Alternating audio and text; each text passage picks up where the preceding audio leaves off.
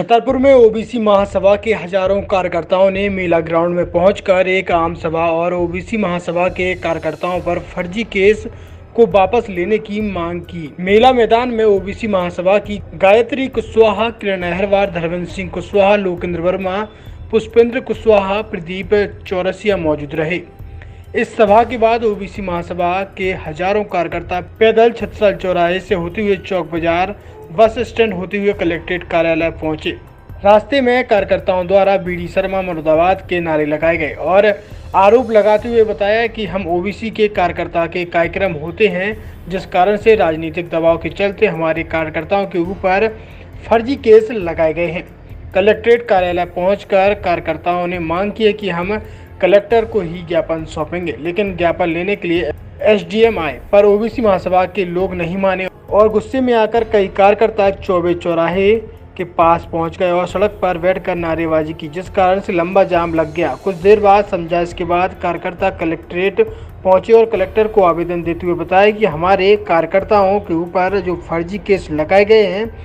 वह केस वापस लिए जाएं, साथ ही जल्द से जल्द एसआईटी गठित कर निष्पक्ष जांच की जाए। मेरा नाम धर्मेंद्र सिंह कुशवाहा एडवोकेट है और मैं ओबीसी महासभा का राष्ट्रीय कोर कमेटी सदस्य हूँ। देखिए, आज ओबीसी महासभा मध्य प्रदेश की ओर से खजुराहो में ओबीसी वर्ग की महिला के साथ यहाँ के एक मठ के पुजारी लवलेश तिवारी के द्वारा दुष्कर्म किया गया, जिसकी 27 घंटे बाद एफआईआर की गई, जिसमें ओबीसी महासभा के जिलाध्यक्ष और प्रदेश सचिव उस आंदोलन में उस महिला को न्याय दिलाने के लिए थाने में प्रदर्शन कर रहे थे, लेकिन राजनीतिक द्वेष के कारण उन पर झूठा मुकदमा लगाया गया। जो समाज के साथ जिस प्रकार से लवलेश तिवारी पर एक रेप का केस लगा है, उसी प्रकार से हमारे ओबीसी वर्ग के जो प्रदेश अध्यक्ष, प्रदेश सचिव है और प्रदेश जिलाध्यक्ष है कृष्णा पटेल, उन पर झूठा केस लगा दिया गया था। उसके विरोध में आज हम लोगों ने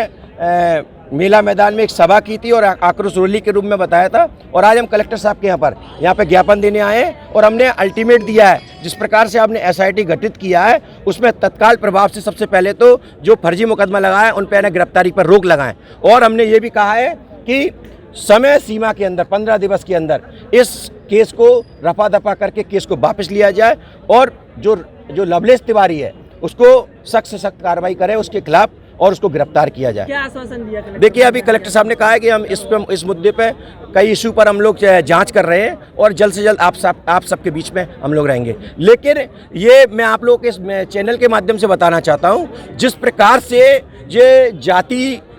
पिछड़े वर्ग के साथ जिस प्रकार दलित भाइयों के साथ दमन करते थे, उसी प्रकार से आज ओबीसी वर्ग के साथ भी दमन करना चालू कर दी सरकार के द्वारा। जिस प्रकार से यहाँ के सांसद बीडी शर्मा और यहाँ का एक प्रत्याशी जो भाजपा का पटेरिया है, उनके वो राजनीति जिस प्रकार से ओबीसी महासभा के हर हक अधिकार के लिए यहाँ पे प्रदर्शन कर रहे हैं और वो उनको पच नहीं रहा है, तो हमारे लोगों को द्वेष भावना के कारण झूठा केस लगाया गया। लेकिन इस